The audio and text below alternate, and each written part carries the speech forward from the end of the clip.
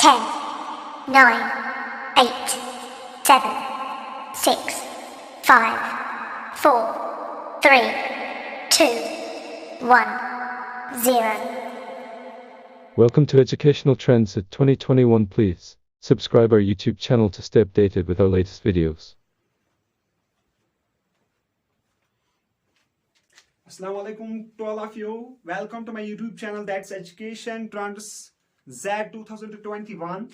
Today we are going to discuss important topic of class 10th, that is what is electric charge, or we can say that what is concept of a charge.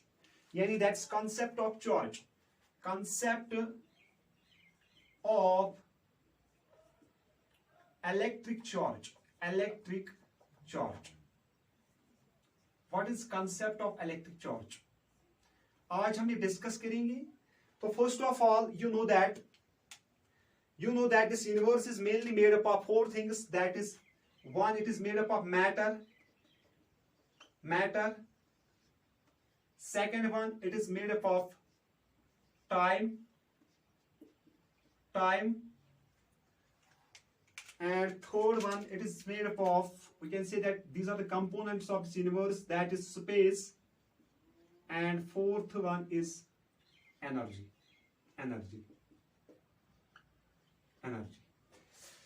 If you look, this is the composition of this universe, that's matter, time, space, and energy. We can say that, in other words, we can say that this is basically interaction between matter, time, space, and energy that life exists on the biosphere. Basically interact कर रहा है matter, time, space, and energy. First of all, हमें यहाँ पे discuss करना है what is this charge. तो हम पहले बात करेंगे इस matter की. ये matter क्या है? Anything that occupies space and has a mass is called a matter. But as per, अगर हम बात करेंगे as per Dalton's atomic theory, as per John Dalton's atomic theory, matter is made up of small tiny particles called atoms. As per John Dalton, ये जो matter है, matter क्या है? Anything that occupies space and has mass. Space plus mass. तो जब space होगा, मास होगा already, तो जब मास किसी के पास होगा, इसमें एनर्जी होगी, तो वो स्पेस कुछ ऑक्युपाई करेगा. दैट्स व्हाई मैंने पहले ही बताया है, ये जो यूनिवर्स का कंसेप्ट है, ये किन चार चीजों पे है. एक तो मैटर पे है, दूसरा टाइम पे है, स्पेस एंड एनर्जी. यही चार चीजें आपस में इंटरेक्ट करते हैं सच दैट ये जो लाइफ है ऑन द बायोस्फीयर ये एग्जिस्ट हो पा रही है. तो यहाँ पे हमें कंसेप्ट ऑफ चार्ज बताना है. तो मैटर क्या है? Matter, anything that occupies space and has a mass. But as per John Dalton ने क्या बताया? John Dalton ने बताया था जो मैटर का alternate particle है, that is atom. ये बताया था John Dalton ने. इसने बताया था जो मैटर का alternate particle है, that's atom. That was atom. यानी we can say that as per John Dalton, he says atom is the alternate particle of matter. Alternate particle of matter. यानी ये जो मैटर है, मैटर किन का बना है? एटम्स का बना है. एटम्स का. तो एज पर दिस इसने बोला था ये जो मैटर है, मैटर का सबसे छोटा पार्टिकल एटम है. We can say that atom is indivisible particle. इसको हम फर्दर डिवाइड नहीं कर सकते. लेकिन फिर क्या हुआ? फिर जब 19th सेंचुरी आ गई, 19th सेंचुरी में इस एटम को फर्दर ब्रेक डाउन किया गया. कैसे? जब जे थॉमसन आया, तो जे थॉमसन ने यहां पे क्या किया? उसने डिस्कवर ऑफ इलेक्ट्रॉन किया. फिर आ गए अर्नेस्ट रदरफोर्ड, उसने डिस्कवर ऑफ प्रोटॉन किया. इसी तरीके से ये जो एटॉमिक थ्योरी डाल्टन ने दी यहां पे, ये फेल हो गई. क्यों फेल हो गई? बिकॉज इन 19th सेंचुरी में सब एटॉमिक पार्टिकल्स डिस्कवर हुए. सब एटॉमिक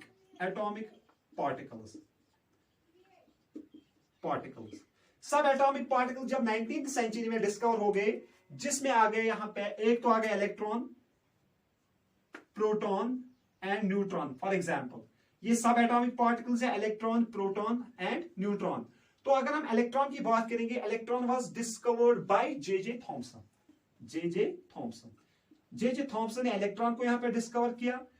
फिर प्रोटॉन को डिस्कवर किया यहां पे अर्नेस्ट रदरफोर्ड ने. Ernest Rutherford. तो फिर यहां पे न्यूट्रॉन को डिस्कवर किया है जेम्स चैडविच. जेम्स कैविज।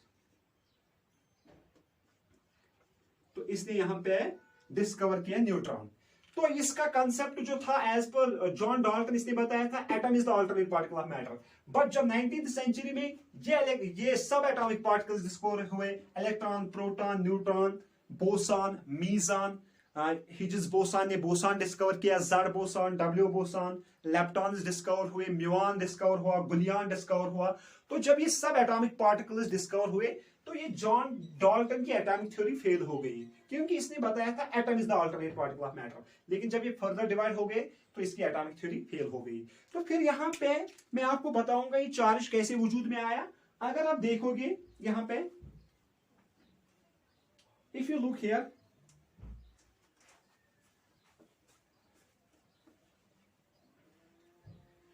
चार्ज कैसे डिफाइन होता है, तो वी कैन से दैट अगर हम कोई भी एटम लेंगे, दुनिया का कोई भी एटम हम अगर लेंगे, फॉर एग्जांपल अगर हम न्यूक्लियस ऑफ फॉर एग्जांपल हम सोडियम लेंगे, सोडियम एटम, सोडियम को आपको पता है सोडियम का एटॉमिक नंबर है 11 इन पीरियोडिक टेबल, इसका एटॉमिक नंबर है 11।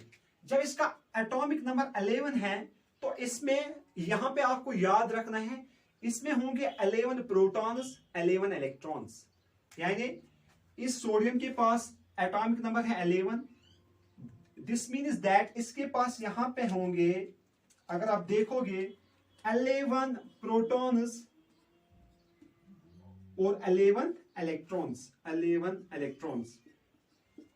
इलेक्ट्रॉन का चार्ज नेगेटिव है, कितना है इलेक्ट्रॉन का charge, that is 1.6 into 10⁻⁻19 coulomb है इलेक्ट्रॉन का चार्ज। इसका चार्ज भी सेम है लेकिन पोलैरिटी डिफरेंट है, पोलैरिटी पॉजिटिव है। प्रोटॉन का चार्ज भी सेम है एज दैट ऑफ इलेक्ट्रॉन, लेकिन इलेक्ट्रॉन का चार्ज नेगेटिव है, प्रोटॉन का चार्ज पॉजिटिव है, बस यही डिफरेंस है। अदरवाइज जितना ताकत पॉजिटिव चार्ज के पास है उतना नेगेटिव चार्ज के पास भी है। तो मुझे यहाँ पे डिफाइन करना है व्हाट इज बेसिकली चार्ज। अगर आप देखोगे जो सोडियम है इसमें कितने 11 इलेक्ट्रॉन्स, 11 प्रोटॉन्स। फॉर एग्जांपल एक प्रोटॉन, दूसरा, तीसरा, 3, 4, 5, 6, 7, 8, 9, 10, 11, आगे 11 प्रोटॉन्स फॉर एग्जांपल मैंने मान दिया। तो 11 इलेक्ट्रॉन्स आएंगे ऐसे, for example these are electrons 1 2 3 4 5 6 7 8 9 10 11। तो आगे 11 इलेक्ट्रॉन्स, 11 प्रोटॉन्स। लेकिन प्रोटॉन का चार्ज यहाँ पे पॉजिटिव है, इलेक्ट्रॉन का चार्ज नेगेटिव है। तो प्रोटॉन का यहाँ पे 10 11 पॉजिटिव चार्ज बन जाएगा, इसका क्या बनेगा 11 नेगेटिव चार्ज।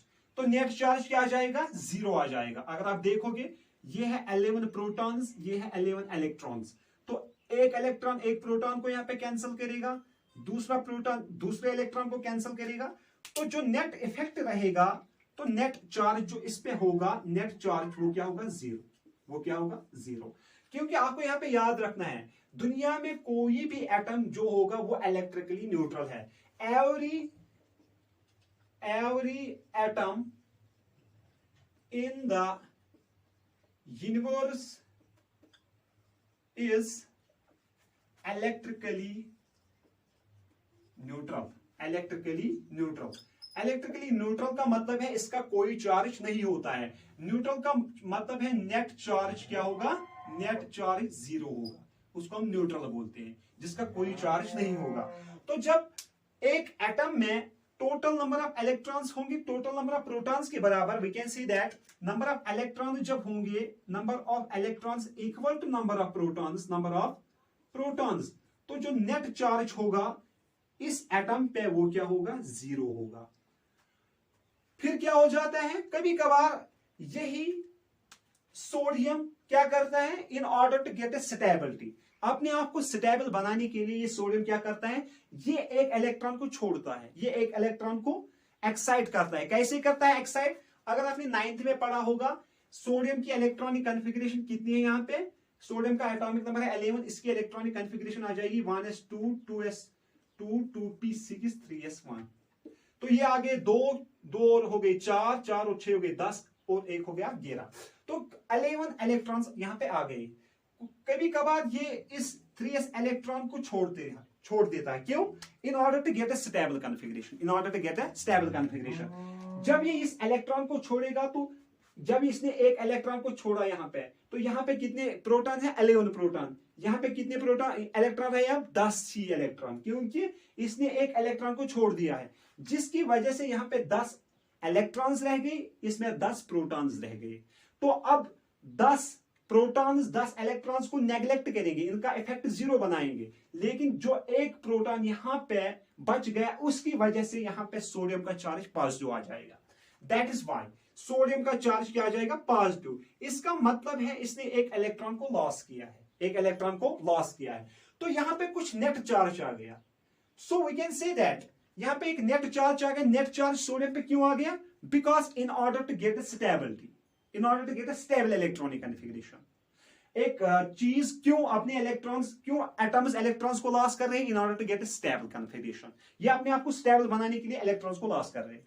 तो यहां पे सोडियम ने इलेक्ट्रॉन को लॉस किया, तो इसका नेट चार्ज अब क्या आ गया? पॉजिटिव। नेट चार्ज पॉजिटिव, इसका नेट चार्ज पॉजिटिव आ गया। तो सोडियम का नेट चार्ज पॉजिटिव आ गया। अगर आप और एक एग्जांपल हम देंगे, फॉर एग्जांपल क्लोरीन। क्लोरीन का जो एटॉमिक नंबर है वो है 17 पीरियोडिक टेबल में। ये क्लोरीन का एटॉमिक नंबर 17 है, आपको याद रखना है। इसमें फिर 17 इलेक्ट्रॉन्स होंगे, प्लस क्या होंगे? 17 प्रोटॉन्स, 17 प्रोटॉन्स। इलेक्ट्रॉन का चार्ज नेगेटिव है, इसका मतलब है 17 negative charge and 17 positive charge. तो नेट इफेक्ट, नेट चार्ज क्या होगा क्लोरीन पे? वो होगा 0। वो क्या होगा? 0। फिर क्या, in order to get a stable configuration, ये क्या करेगा? ये जो क्लोरीन है ये गेन करेगा एक इलेक्ट्रॉन को।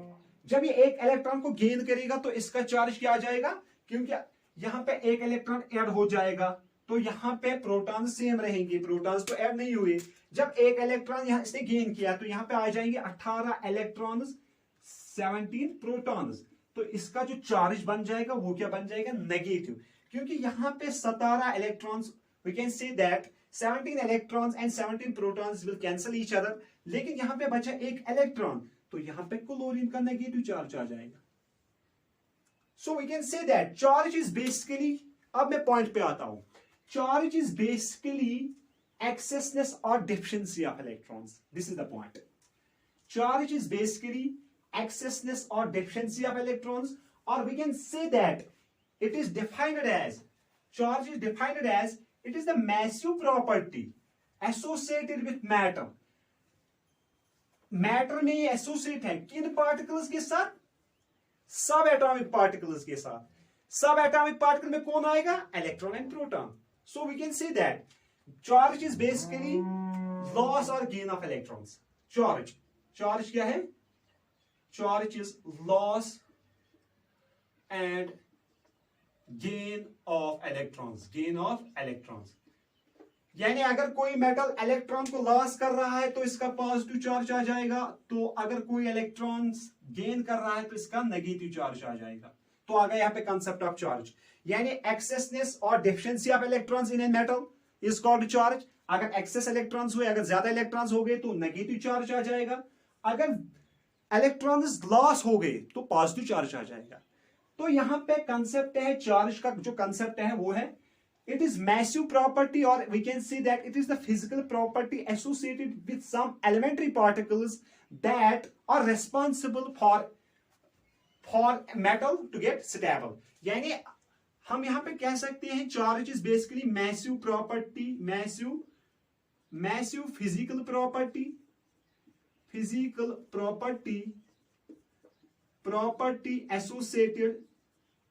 associated with some elementary particles of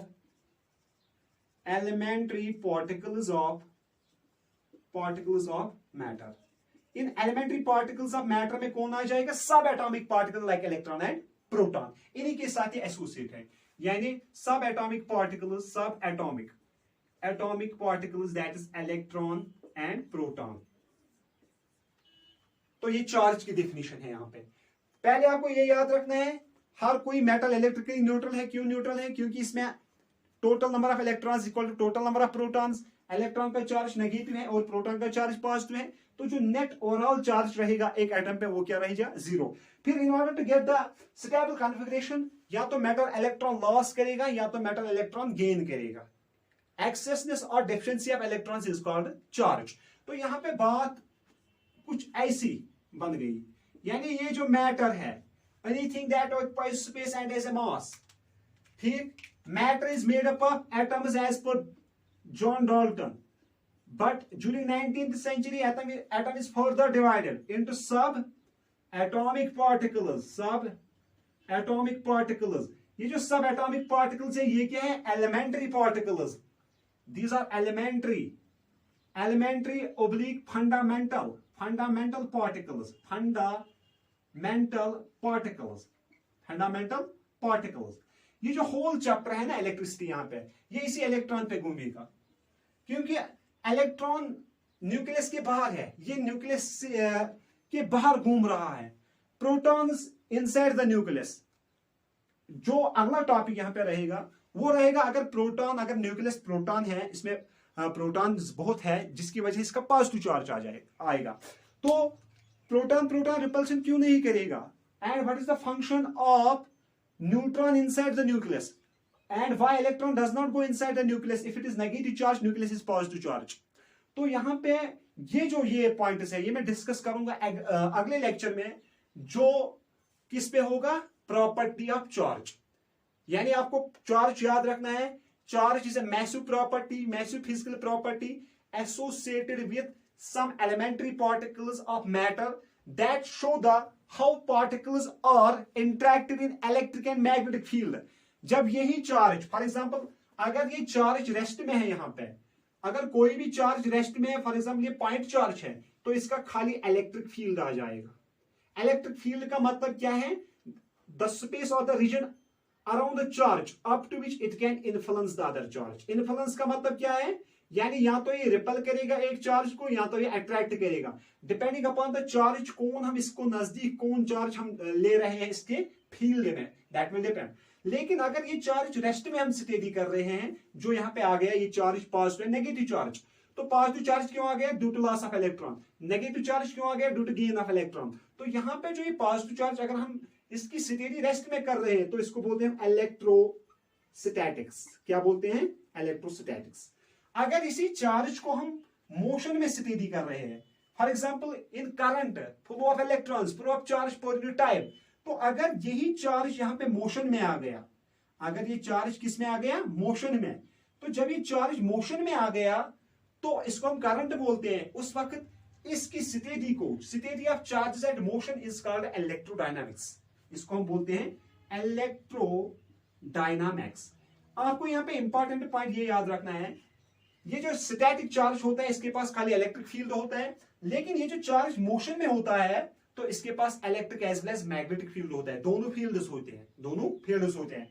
और यहां पे आपको एक इंपॉर्टेंट क्वेश्चन अराइज होगा, why current is due to electrons, why it is not due to protons. अगर प्रोटॉन के पास भी चार्ज है, इलेक्ट्रॉन के पास भी चार्ज है, तो why current is only associated with electrons, why it is not associated with protons. तो जरूर आप कमेंट में बताइएगा अगर आपको एक टॉपिक अच्छा लगा है। तो जो सेकंड लेक्चर होगा कल का लेक्चर होगा वो होगा प्रॉपर्टी ऑफ चार्ज की बुनियाद पे। तो खाली आपको याद रखना है, ये जो दुनिया है, ये जो यूनिवर्स है, it is made up of matter, it is made up of space, it is made up of time, it is made up of energy. I will explain in a short view. For example this is a marker, इस marker के पास है mass, आ गया mass is associated with matter, आ गया matter. तो इसमें स्मॉल पार्टिकल्स है, दोज आर कॉल्ड एटम्स, आ गए एटम्स। तो इसको कुछ टाइम लगा बनाने में, या इस यूनिवर्स को कुछ टाइम लगा, ड्यूरिंग बिग बैंग थ्योरी इसको कुछ टाइम लगा बनाने में, आ गया इसका टाइम, आ गया टाइम, यानी स्पेस टाइम। और इसमें क्या है, एनर्जी, इसमें भी एनर्जी है, अभी भी इसमें एनर्जी है, इसको ग्रेविटी खींच रही है नीचे की तरफ, as per the universal of gravitation, that is अलग, that is different somewhat here. लेकिन मैं आपको ये बताना चाहता हूं, ये जो यूनिवर्स है, it is made up of matter, space, time and energy. और ये जो चार्ज है, चार्ज किसके साथ एसोसिएटेड है, it is associated with matter, it is associated with matter, but matter is associated with sub atomic particles, और matter is associated with elementary particles. As per Dalton उसने बताया था एटम्स, फिर जब 19th सेंचुरी में discover हुए अलग अलग पार्टिकल, सब एटॉमिक पार्टिकल्स, फिर इसकी थ्योरी फेल हो गई, तो जिसकी वजह से सब एटॉमिक पार्टिकल्स आ गए। तो आपको शॉर्ट में याद रखना है, charge is a massive property that is associated with the sub atomic particles of the matter, mainly electron and proton. Thank you for joining, please subscribe my channel.